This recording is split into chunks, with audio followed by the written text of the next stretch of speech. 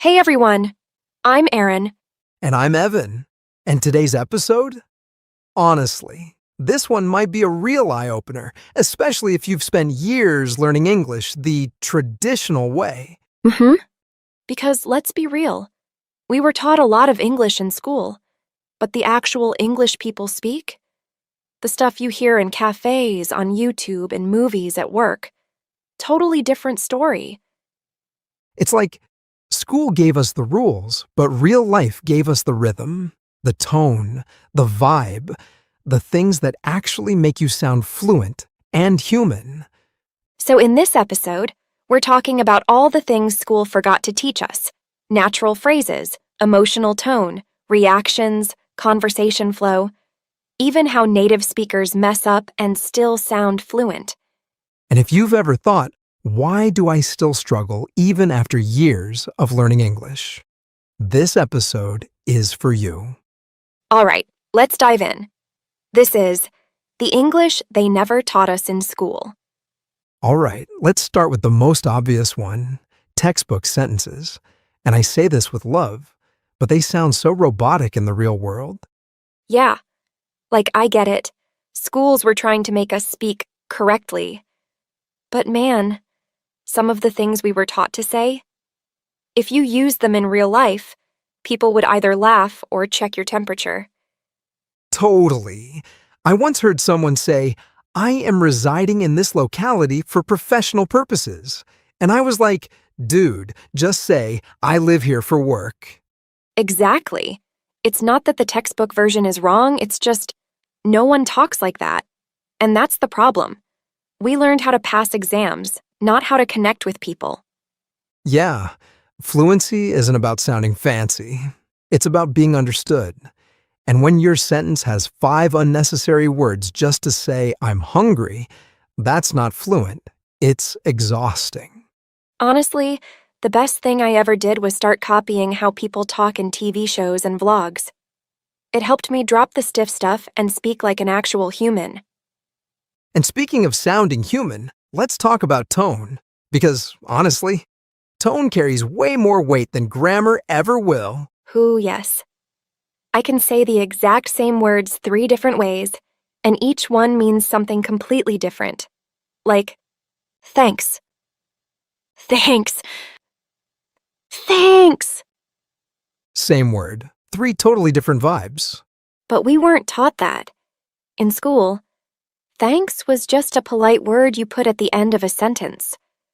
No one told us that tone is what makes your message real. Right. It's like tone is the secret sauce. It's what makes you sound warm, annoyed, sarcastic, excited, whatever you actually feel. You can have perfect grammar and still sound cold if your tone is off. I remember once texting someone, I understand, and they thought I was mad at them. Next time I said it, I added a voice note with a smile. Big difference. Tone adds emotion. It makes language feel alive. And you know what else gives your English life? Reactions. Not responses, reactions. Yes, textbooks taught us how to answer a question. Like, do you like movies? Yes, I do. Which, okay, but where's the soul in that? Exactly. Real people say, yeah, for sure. Ugh, I'm obsessed. Depends. What kind of movie? And those reactions invite more conversation. They sound natural, playful, curious. And they don't follow a script.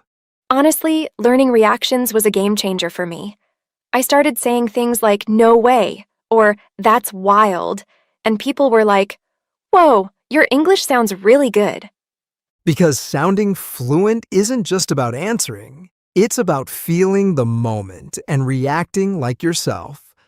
All right, so now that we've talked about reactions, can we please talk about the things schools actively told us not to do? You know what I'm talking about.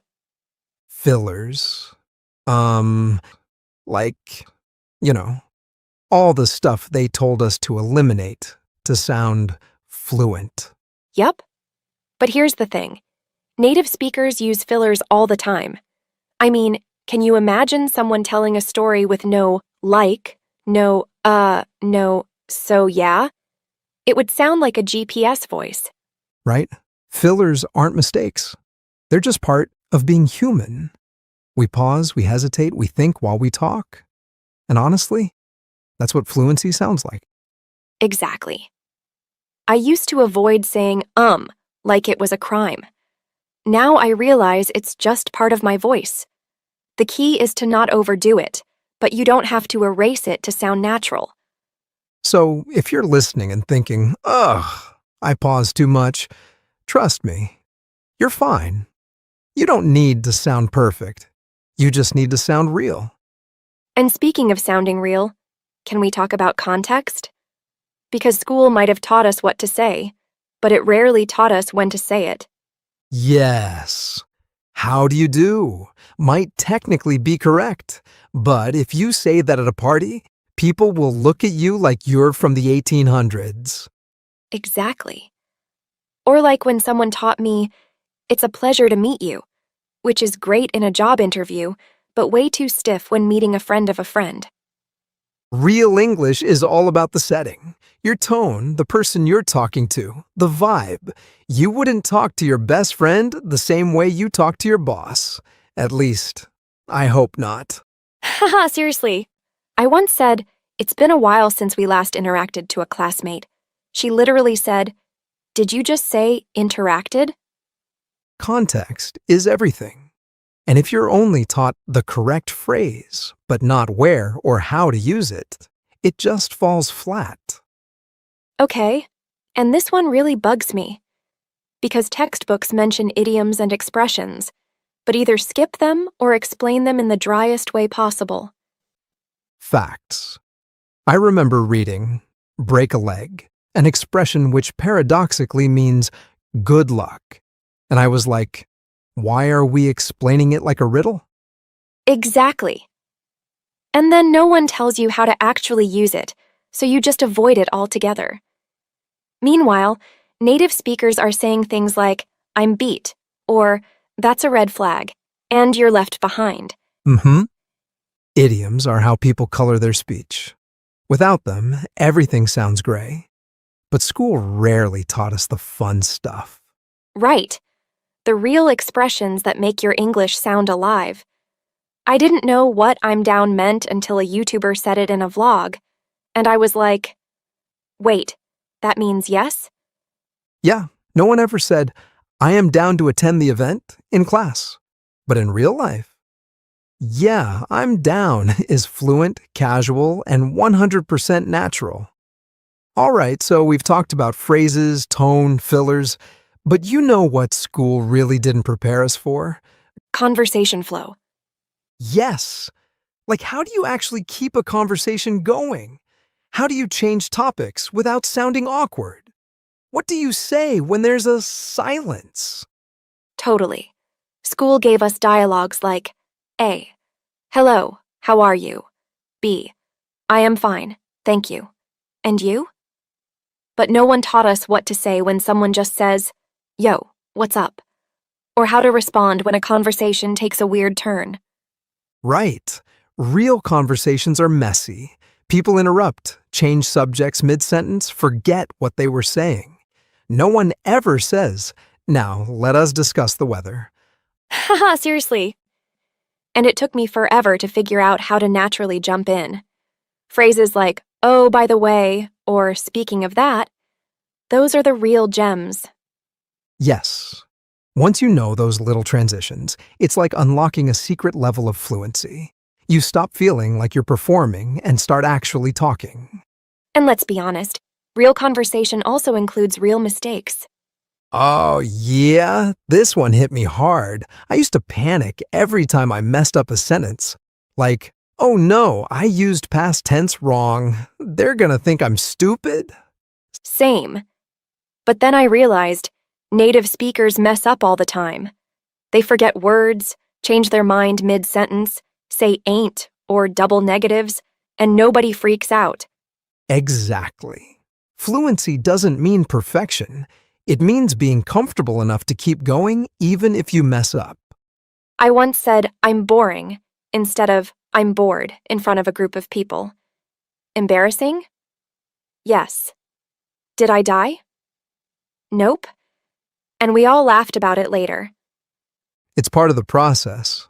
And actually, a small natural mistake is way better than a stiff, over-rehearsed sentence. Okay, final one. And this one's huge. Cultural English. Honestly, this might be the biggest missing piece from school learning. Yes. We learned grammar rules and vocabulary lists, but nobody taught us how to read the room, or how sarcasm, humor, and emotion completely change meaning. Right? Like someone saying, "Oh, great," doesn't always mean they're happy. It could mean they're annoyed. But without cultural context, you totally miss that. Exactly. Or when someone says I'm dead while laughing, it doesn't mean they're actually dead. It means that was hilarious. Mm-hmm. And don't even get me started on passive-aggressive phrases. That's interesting can mean I don't agree with you at all. Learning English without learning the culture behind it is like having a map with no compass. You've got directions, but no idea where you're really going.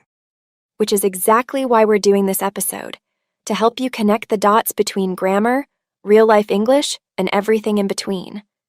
We'll see you next time.